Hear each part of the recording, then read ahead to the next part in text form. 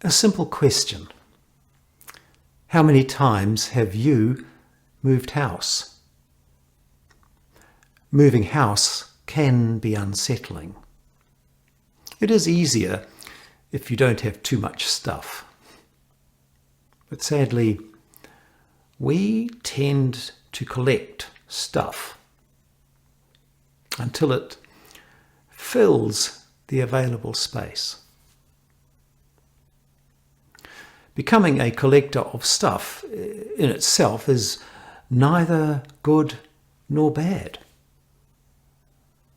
Collecting items of interest can be fun, and it can provide a sense of achievement.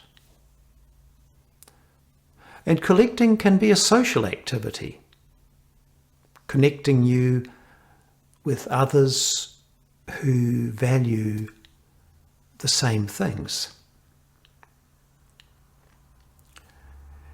There are downsides, though. Collecting can become expensive. It can take up a lot of time and space, as we know. And collecting can get out of hand. It can become an unhealthy obsession.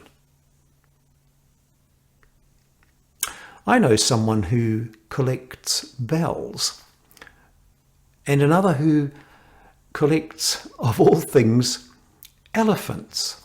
It's true. I'm not suggesting they're obsessive. Quite a few people collect stamps or coins or cookbooks, while others collect peculiar things like pencil sharpeners or garden gnomes. Each one of us is a collector. After all, we are by nature hunter-gatherers. And one thing we all collect is a lifetime of memories. We collect and treasure happy memories. And we accumulate memories associated with times of sadness or times of disappointment and pain. Once again, collecting per se is neither good nor bad. But there are some destructive memories, those born out of guilt. And when it comes to harbouring and hoarding guilt, religion often plays a significant role. Christianity, in its more invasive and persuasive forms, reminds its adherents constantly that they are flawed human beings, as if there's any other kind. Week after week, the prerequisite prayer of confession ensures that you never forget your imperfections, your mistakes, your failures. That model of Christianity needs your guilt and your shame. It relies on its followers accepting personal responsibility for the death of the religion's founder.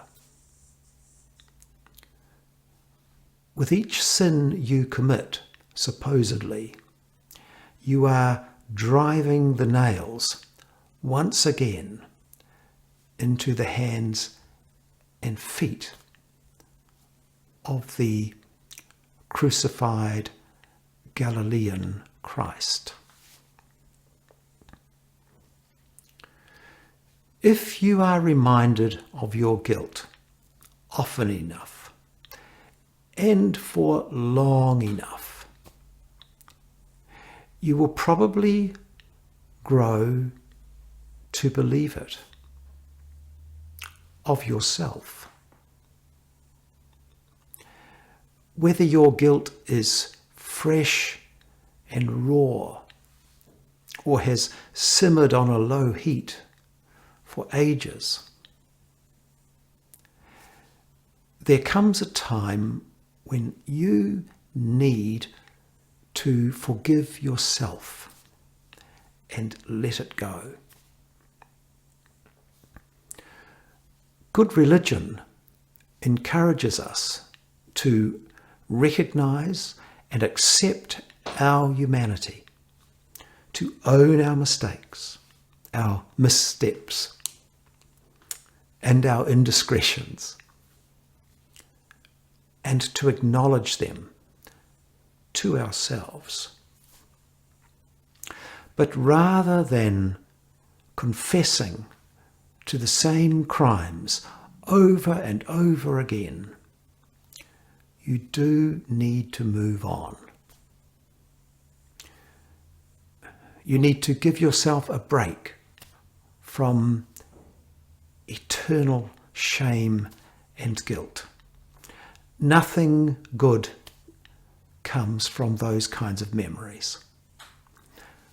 They bring only disorder and unhappiness. So maybe think about adopting your own statute of limitation, which prevents people from making stale accusations. This time of year is the beginning of spring in the Northern Hemisphere